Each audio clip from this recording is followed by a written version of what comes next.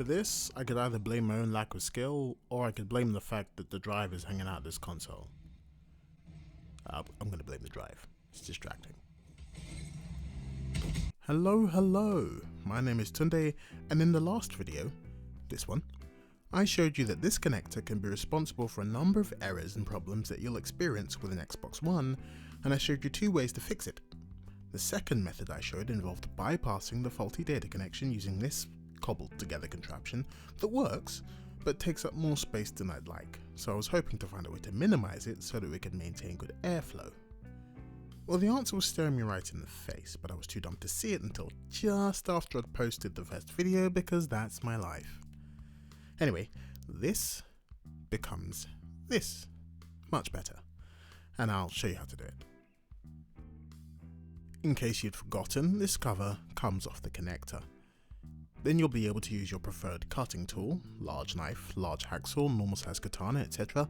to cleave it in two so that you can throw away the faulty data part, with the longer power part being all that's left. So as a visualization, we went from the connector at the top to the one at the bottom.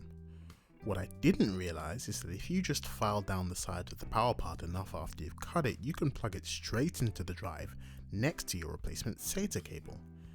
That's it. That's it. No power extension cable required whatsoever.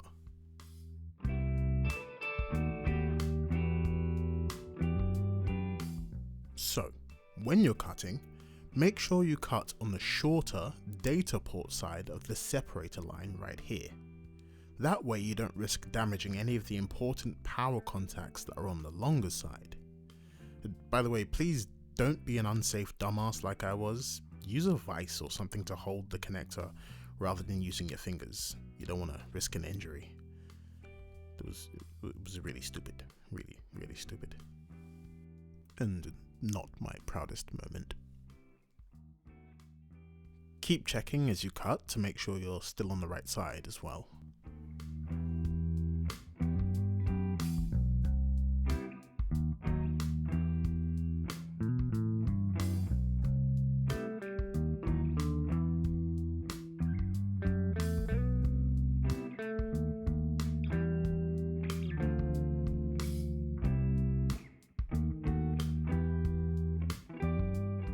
Once you've removed it, you can also cut off the little nub or leave it, it's up to you.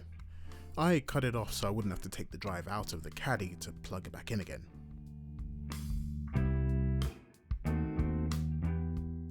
Now, using some sandpaper or a nail file, sand the cut edge down until it fits comfortably next to the SATA connector when plugged into the drive.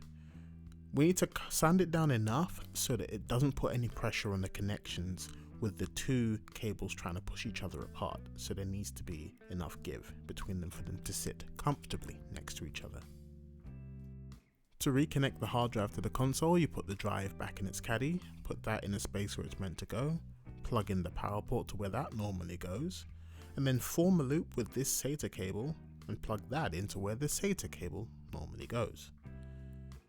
You can see we've got so much more open space now compared to when we used the power extension cable. So this is really nice for airflow, and it makes it really easy to close the console back up again. And that's it.